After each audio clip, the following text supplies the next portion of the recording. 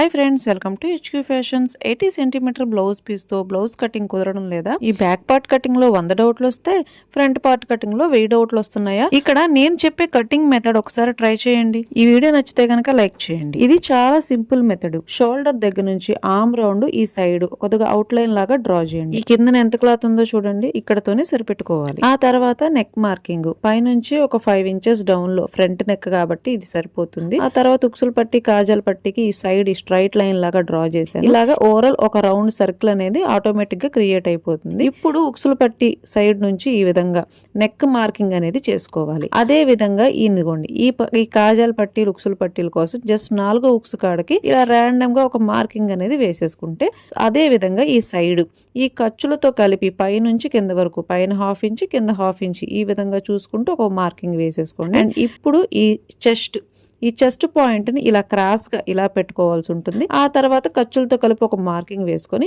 ఈ shape dots పెట్టుకుంటే front part ready అవుతుంది.